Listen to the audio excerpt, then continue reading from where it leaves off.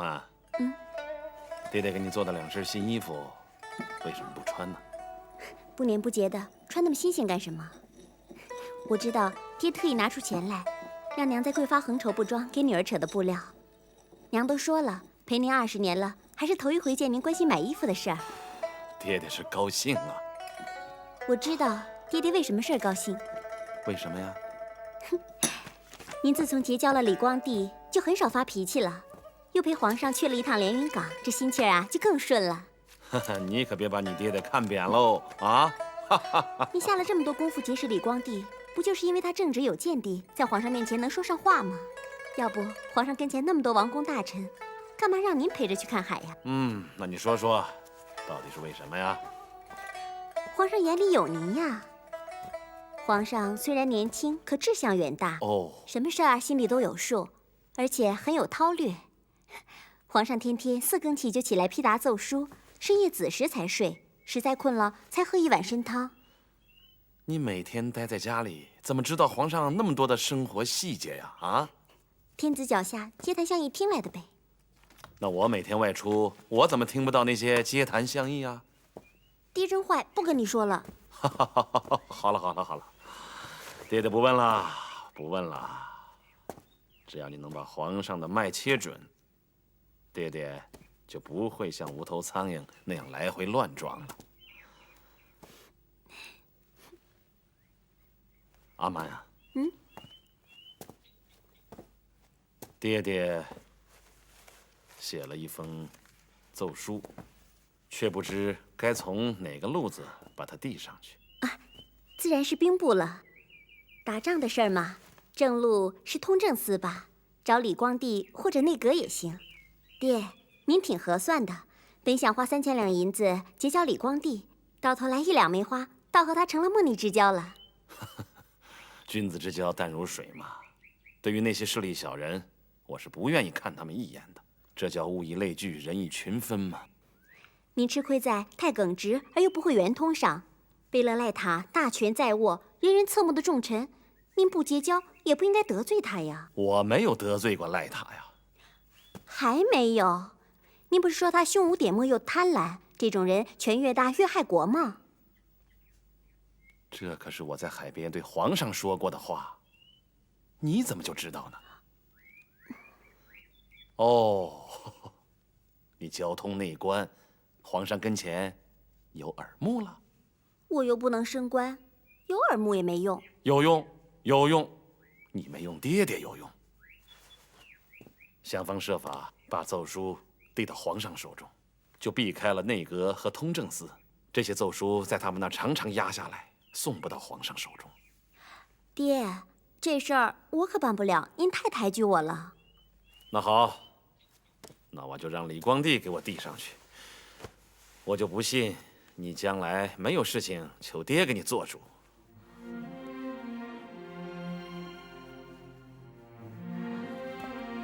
爹，我明白你说的这个意思，可您明明知道这是不可能的事儿，您还故意拿来取笑我。阿曼，什么事不可能啊？我承认，有一段时间，吴启觉是来得挺勤的，他的为人才学我都挺佩服。我想躲得远远的，可又不忍心，所以才拖泥带水的弄成现在这个样子。好在我已经告诉他，不允许他再登门了。那为什么？既然人不错，就可以来往嘛，只要不出大个。爹其实早就知道了，爹问过你，阻止过你吗？可这是不可能的呀。为什么不可能？吴启觉有妻子吗？您怎么大白天说胡话呢？太监能娶媳妇有家室吗？什么？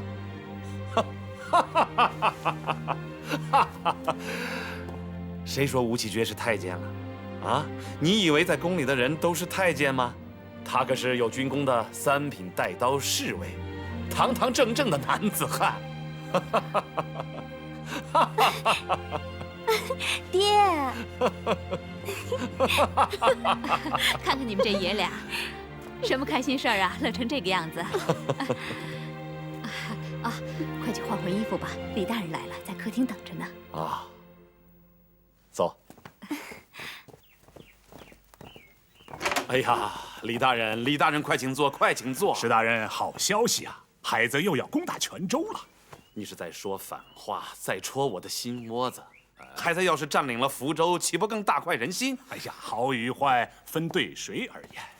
对于皇上来说，动刀动兵都不是好事；可对于急于出山的施大人来说，这就是好消息。此话怎讲？这不是再简单不过的道理吗？贼势越盛，皇上越忧，他就会越想改弦更张，平定台湾。他就会越思良将。平定三藩并非缺你不可，但要说到对付水贼，你可就是老独一处，别无分店了。所以我想，皇上快下旨让你复出了。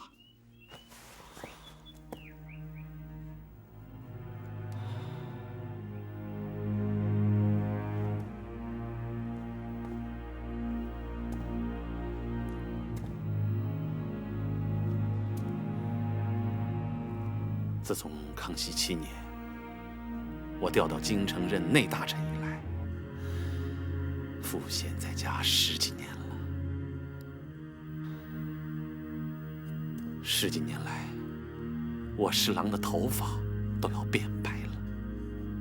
我常常想，我侍郎这一生还有没有机会再统帅水师，平定台湾？施大人，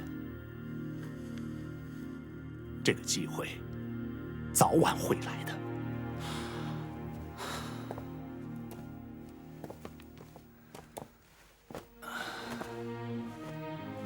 这一次连云港海滨，你随驾出巡，你可占了大便宜了。你知道吗？皇上对你转变看法有了好感，从何开始？好感？你还记得皇上问你是不是跟海贼有私仇？他说，你这么强烈的请缨出征海上，是不是为报私仇啊？我当时怎么回答的已经不记得了。你当时若是回答是忠心报国，不是为了报私仇，你就完了。因为不可信矫情，皇上赏识你，就是因为你说了实话，一点不觉得自己丑陋。这个我已经感觉到了，我当时很受感动。一个爱听真话的皇上，是黎民百姓的福分呐。施大人啊，我以为以你的急脾气，一定是连写好几道奏折了。但是什么时候递，通过什么渠道，还要看皇上什么时候高兴，什么时候在想什么。这很重要啊，这是很有讲究的。我怎么知道皇上什么时候开心，什么时候烦恼，什么时候高兴，什么时候不高兴？这得靠您李大人提供火候，提供时机呀。哎呀，你怎么会捧着金饭碗要饭吃呢？我哪里有什么金饭碗呀？皇上身边的人，吴启觉。他不是快把你们家的门槛都踩断了吗？吴启觉呀，我也想这么干，只是怕不大方便。有什么不方便的？与国事天下事方便，就是最大的方便。此言中肯之至啊！我只是想，我要这么做，朝野上下会有人说闲话，说我在拉裙带关系。那要看为什么而拉。人生在世，谁都有裙带关系啊。那你为什么要退避三舍呢？你是天子近臣，你怎么就不能替我说说话呢？师公啊，自从我认识了你，为你说话的次数太频太多了，这效果就难免要打折扣啊。同样的话，换一个人去说，他会有新鲜感。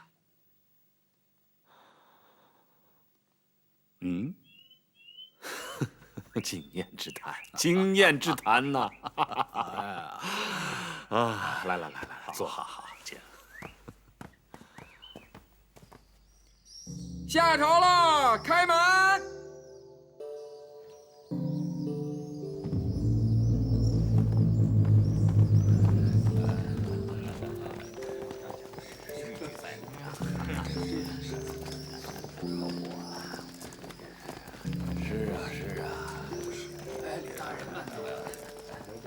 哎，阿曼姑娘，是在等谁呀？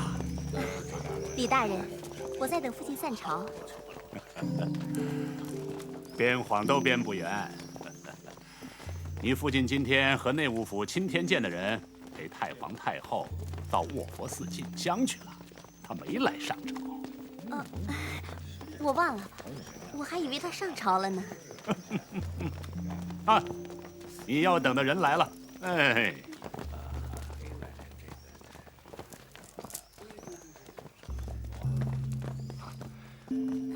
你来了。刚才李光地跟你说什么？李大人问我在等谁，我说等父亲，让他识破了，被他嘲弄了半天。李光地可是一只长了白毛的银狐，你有什么事想瞒过他，是很难的。你敢这么说他？哎，这是皇上给他起的雅号。皇上也干这种事儿，那也太不雅了。走吧。怎么，你把皇上当成了不食人间烟火的神仙了？我记得刚跟他当侍卫时，他才8岁，晚上睡觉还尿床呢。他怕太皇太后知道了不好意思，非逼着我把他尿湿的被褥偷偷地拿到别人的院子里去。还有一回，我记得他听小太监们说，前门外的小吃摊上的炒肝好吃，就非逼着我带他偷偷地溜出宫去尝一尝。结果吃的跑肚拉稀，御医和太后一定要查出他到底吃了些什么，他到了也没把我供出来。害得御膳房的大厨们和领班全带我挨了一顿板子。这皇上也挺淘气的，和平常人没什么两样。当然没什么两样，本来就是人嘛，都是一样的人，只是托生在皇家。我听人家说，你是个很特殊的人物，不是那种人，却可以随意进出后宫。不是那种人。哎，你说的那种人是哪种人啊？不跟你说了。怪不得你那么生气的，再也不愿意见我了，还把给我绣的补子炸得稀巴烂。原来你真把我当那种人了。好了，那我现在再还给你就是了。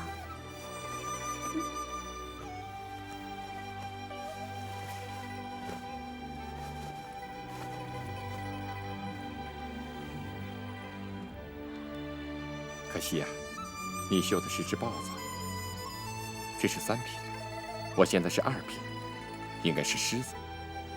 是吗？那我再绣一个，这个我拿回去了。不，我留着做个纪念。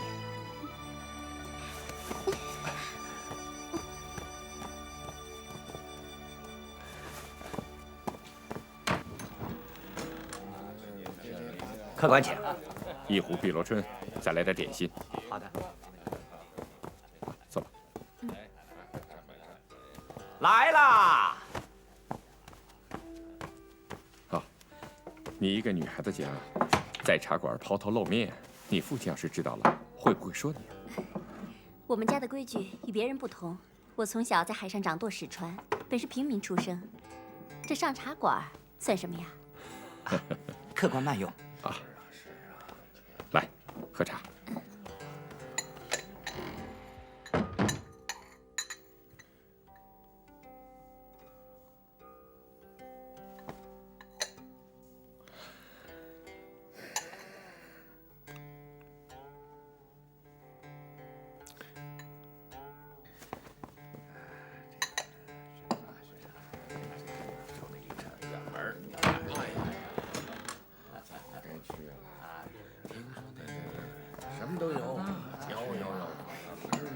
你看什么热闹呢？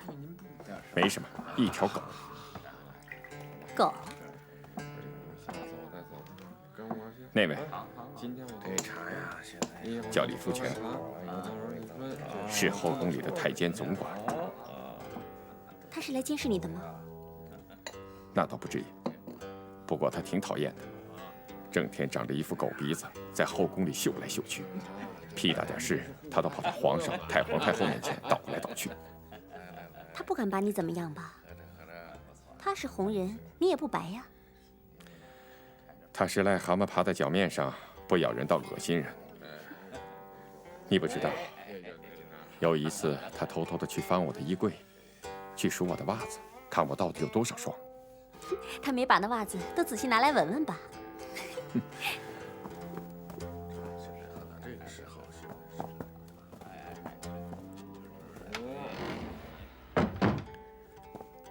今天在这儿碰上他，我倒是不怕。要是在这儿撞见你父亲，我肯定会害怕的。你尽管放心，今天就是在这茶楼里碰着我父亲，也不用怕，因为我来找你是他差遣的。是你父亲让你来找我？是不是有什么事啊？会不会是让我在皇上面前捎个话什么的？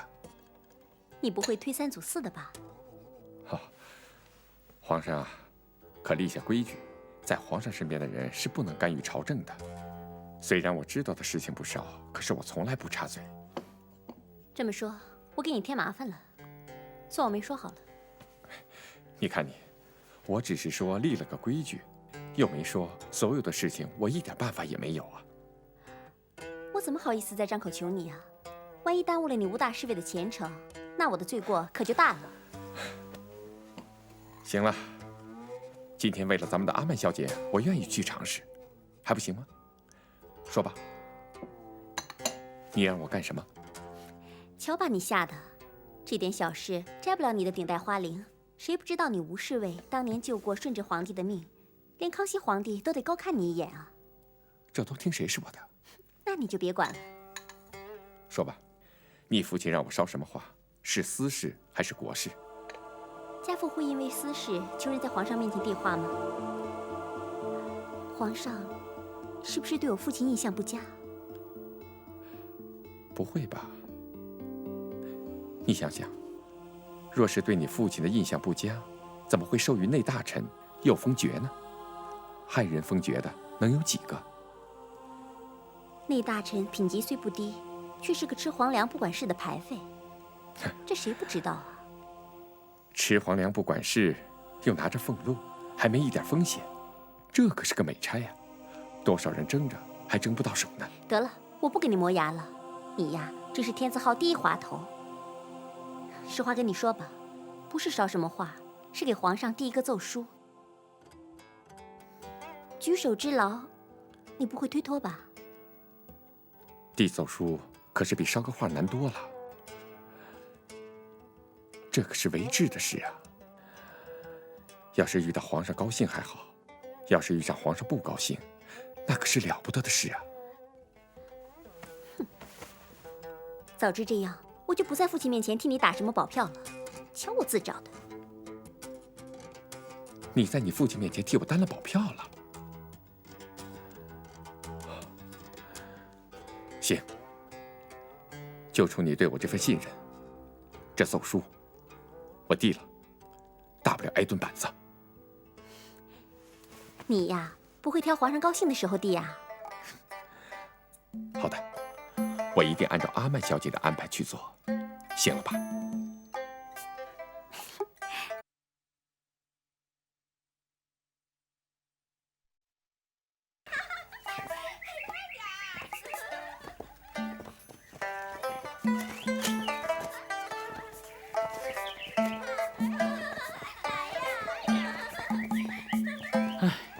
看来啊，他们在宫里待腻了，这一出宫啊，就跟小鸟出了笼子一样。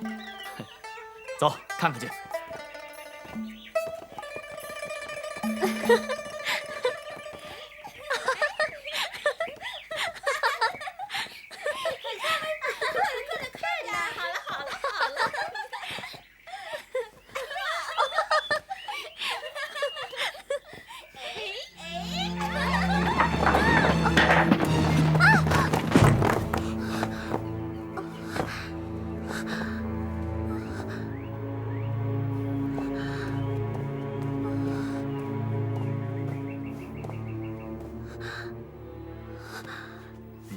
真是好险呐！刚才要不是吴侍卫，你今天性命不保。哪个宫的？回皇上，她是上个月进宫的宫女，她叫常桂娥。皇上不是还夸她的绣活好吗？哦，朕想起来了，起来吧。你可要好好的谢谢吴侍卫的救命之恩呐。免礼。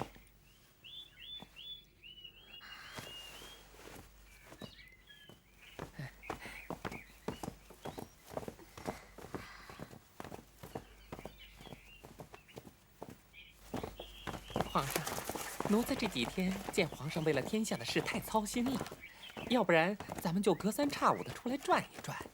畅春园圆明园若腻了，就到北戴河。北戴河好啊，主子上次到北戴河不是很高兴吗？若是，这……吴启觉，皇上，有件事朕要问问你。你跟朕这么多年，作为朕的侍臣，第一条禁忌是什么？不干朝政。哦，既然知道，那为何明知故犯呢？臣不知皇上指的是何事，臣并无越轨行为。你不用嘴硬，朕知道在你的更衣箱里有一份奏书，是施琅的，没有错吧？如果臣胡乱替别人向皇上递了奏折，那当然是违制。可臣放在衣箱里的，只是受朋友所托，帮他斟酌斟酌文字，这并不违制。哼，朕没看出来你还有这么大的本事。那朕问你，你是翰林呢，还是内阁大学士啊？难道施琅的奏折还需要你替他润色吗？这个施琅也是不懂规矩。这事跟内大臣施琅并无一点关系，是他的干女儿阿曼交给我的。阿曼？哦，就是那个带着天妃像到京城来找施琅的渔家姑娘。是的。哎，她那首天妃词朕倒记得。听说她没有离开京城，还认施琅做义父了。是的。她怎么会求到你呢？皇上不是要一张台湾地图吗？我到师府去找施琅，那天施琅不在，阿曼在，他慷慨允诺。后来，我为皇上献上的那张台湾海图，就是阿曼亲手绘制的。那份奏折，回头给朕呈上来，让朕看看是个什么折子。折子就在臣的身边。吴启觉，看来你是有备而来呀，准备随时给朕呈上来。你还说你没违制？并非臣主动呈奏折给皇上，是皇上主动要看的。哼！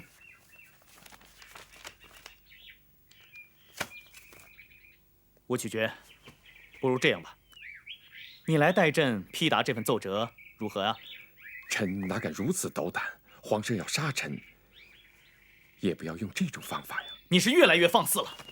这奏折岂是你私自收藏之物啊？臣给皇上惹是非了。跟朕说说吧，对这折子有什么看法？臣不敢。让你说你就说，不管是对是错，朕都不怪你。说吧。既然如此，臣就说上几句。三藩随恶，凭皇上天威和八旗骁勇，还不是把他们个个击破了？海贼却不然，施琅所言是真知灼见，在路上他们是烈士，可趁他们离了海上，老巢之机一举歼灭于金门、厦门，这比海上作战要省时省力得多。这奏折朕收下了，回头玉门听政会上听听那些议政王大臣还有内阁大学士的想法。对了，那个施琅的义女阿曼是个什么样的姑娘？那天在刑部大堂听审时，皇上是见过的。朕不记得了，不过那首天妃词倒是很让朕感动。哪天把她请到宫里来，让朕见一见。她很腼腆，没有见过世面，一个民女哪敢进宫来见皇上？哎，能在海上驰骋的女子，可不会有你说的那种腼腆。再说她连死都不怕，难道还怕见朕吗？臣遵旨。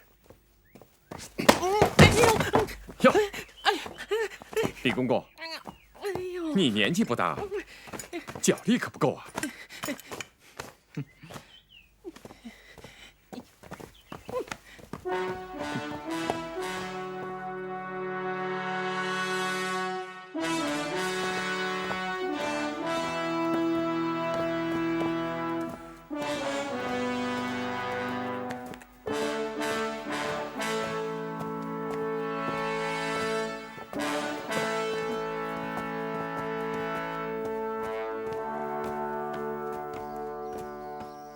皇上正在午休，您二位就在这儿候着。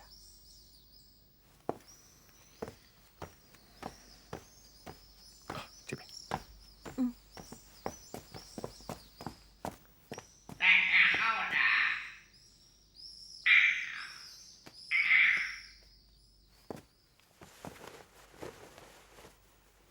皇上。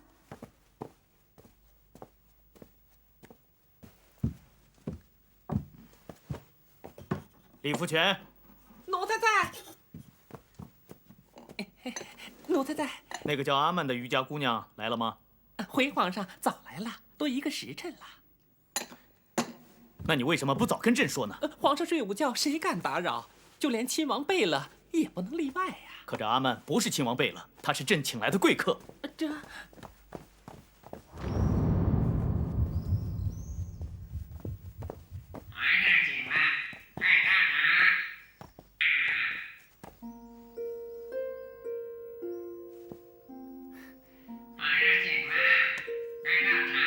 哎，今天你可说错了，要说阿曼姑娘好。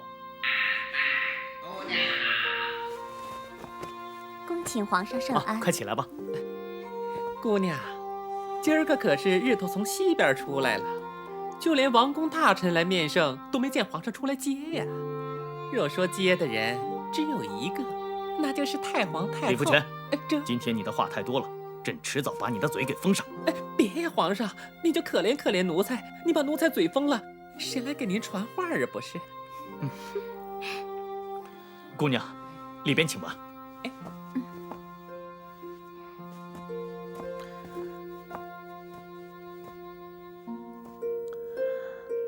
皇上，臣就不进去了。你就在外面守着吧。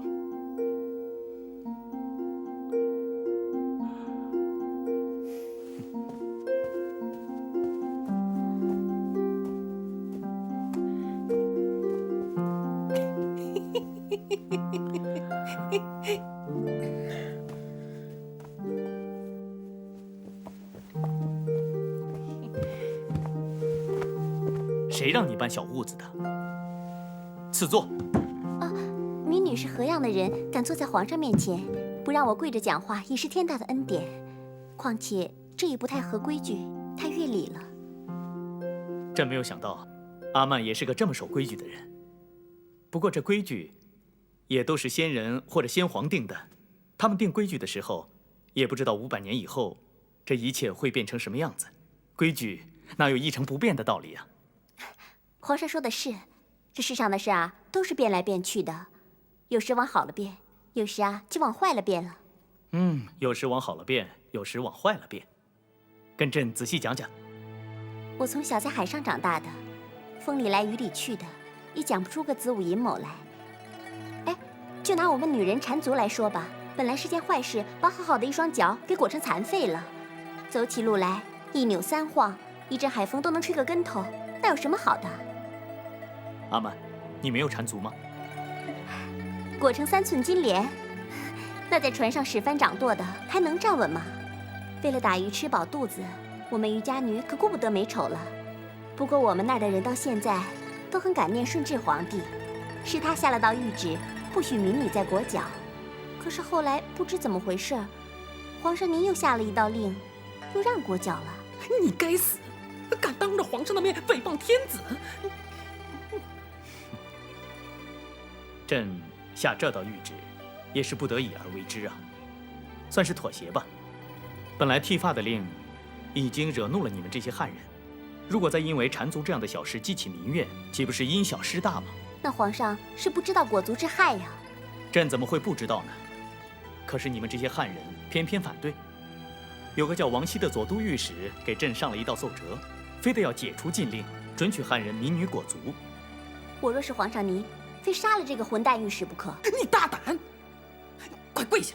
这可是杀头之罪，没规矩。我说错什么了？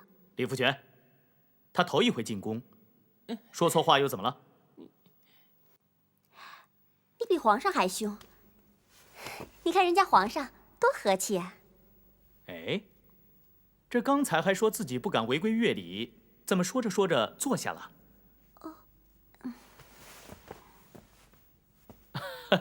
朕跟你开玩笑的，坐吧。皇上一言九鼎，岂可有戏言？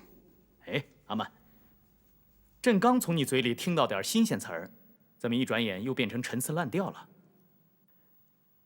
今天呢，咱们把所有的规矩还有陈词滥调都抛开，朕喜欢这样无拘无束的和你聊天。来，坐这儿。你还真敢坐呀？去，给阿曼姑娘拿点朕最喜欢吃的豌豆黄，给她尝一尝。这宫里的点心啊，在外面可是吃不着的。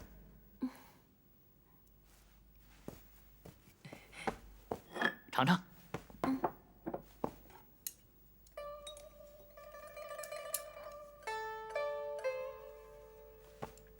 怎么样？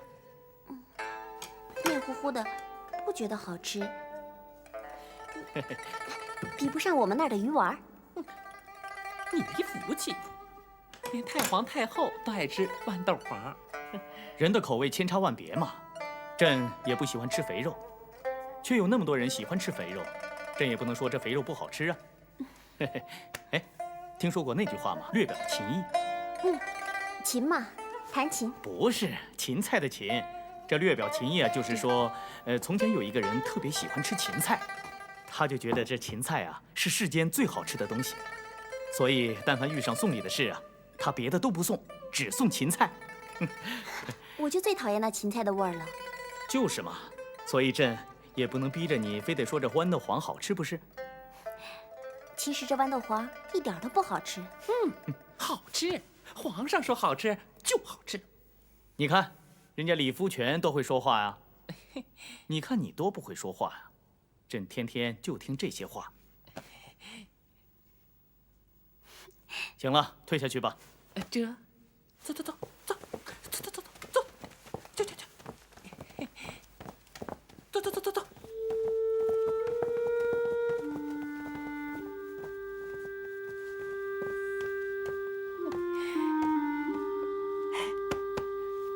皇上今儿个高兴。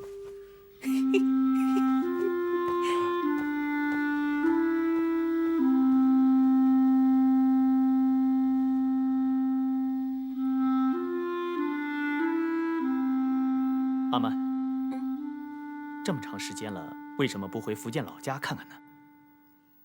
渔村还有吗？船烧了，网破了，村子也毁了。不是实行迁界禁海了吗？离海边30里以内，早都没人烟了。荒郊野地的，回去干什么？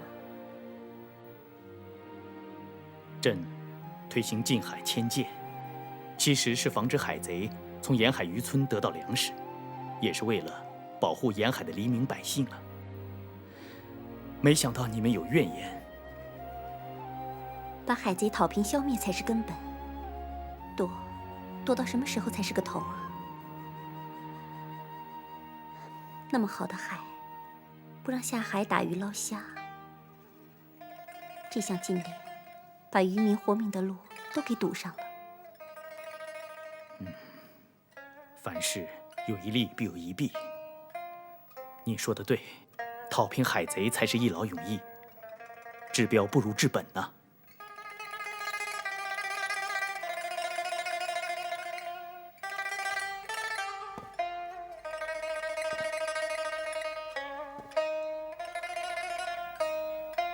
你就别等了，来吃饭吧。孩子们都饿了，饭菜也都凉了。你们先吃吧。你们吃吧。哦，吃饭了，饿死了。我都说过多少次了，食不言，寝不语嘛。你也来吃吧，这孩子有福气，没准皇上赏饭吃了呢。我是担心阿曼这姑娘没有见过世面，万一在皇上面前说走了板，军前失礼，那可是要犯杀头之罪的。谁说阿曼姐没见过世面？刑部大堂上不见过皇上了吗？对呀，皇上不会难为一个渔家女子的。阿曼小姐回来啦！爹，你可回来了，你爹等你都快急疯了。快坐下吃饭。行了，什么也别说了，吃饭吧。你们快吃吧，皇上已经请我在宫里吃过了。姐姐上了几盘子肉啊？你就认得肉，皇上吃的是山珍海味、猴头燕窝。燕窝能吃吗？燕窝不就是一滩烂泥吗？阿曼，皇上今天怎么这么破例啊？你没有说错什么话吧？怎么没有？我还说啊，我若是皇上啊……嘘，就这一句话，你就犯有杀头之罪啊！太监也是这么吆喝我的，可是皇上没生气，他还赏我做，让我吃了宫中的豌豆黄呢。咱家阿曼这孩子就是有福气，没事就好。不过你没听说吗？伴君如伴虎，只许去这一次啊。皇上挺和气的，真的不像虎。阿曼，来坐。皇上都问你什么了？多了，问我讨贼的事儿、进海的事儿。那你是怎么回答的？实话实说啊，我说进海害了渔民。这么说，皇上你还了得？皇上还真没发怒，他还说有一利必有一弊，又说治标不如治本。看来呀，皇上是想从你的嘴里知道福建近海之后的真实情形。我看啊，皇上是要发兵了。哦，你怎么知道？我给您递折子的事儿，皇上不但没有责怪我，反而还说了好话。这个吴启觉，还真能办事儿。要知道，这可是伪制啊，要担风险的。爹，您就放宽心吧。我再给您说个好消息，您主张将海贼消灭在东南沿海的折子，不仅通过吴启觉交到皇上的手里了，而且皇上还很当回事儿，也许很快就会召见您了。当初我真担心吴启觉没这个胆量呢。他鬼着呢，他故意半遮半掩，让皇上主动要，这样他就逃脱了伪制的罪名。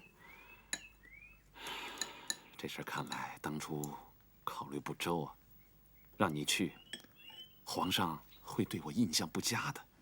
没您的事儿，人家吴启觉早把您摘得一干二净了，全都推到我的身上了。骗小孩子的把戏，那人家还不怀疑我在背后指使啊？你别自作多情了，看来皇上根本就没有疑心你，要不然怎么会召阿曼进宫呢？这样吧，以后还是少抛头露面为好。看看，眼睛瞪那么大，见鬼了，这是好事儿。你们懂什么？一个丫头疯疯癫癫的到外边乱跑，成何体统？只此一回，下不为例。怎么了？不就是去见见天子吗？他又不是老虎，还能咬去我一块肉不成啊？阿曼啊，你没听说吗？宫中现在正在选秀女，这次不光选满人，连汉人也在其中。哦，我明白了，爹爹是怕女儿被皇上看上，留在宫中当秀女。你呀，你以为选上秀女是好事？有你哭的时候。若真能选上秀女，那可是咱祖上积的德呀。万一再选上个常在答应或者封个贵妃什么的，那您老人家可就是国丈爷了。你，哎呀，你这个丫头啊！别说选上宫女了，就是选上皇妃又能怎么样？待在宫里永远见不着天日。有的人在宫里守了一辈子，皇上都不认识他。我们不想攀龙附凤，只想找一个踏踏实实的人家好好过日子，吃糠咽菜。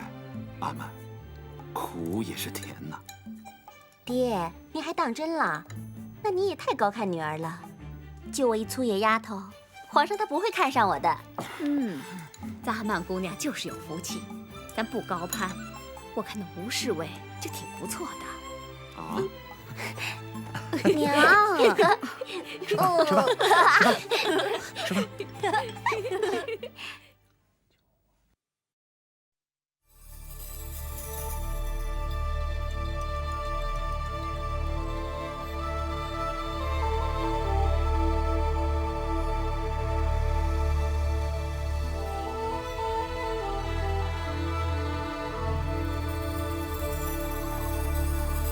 我在梦中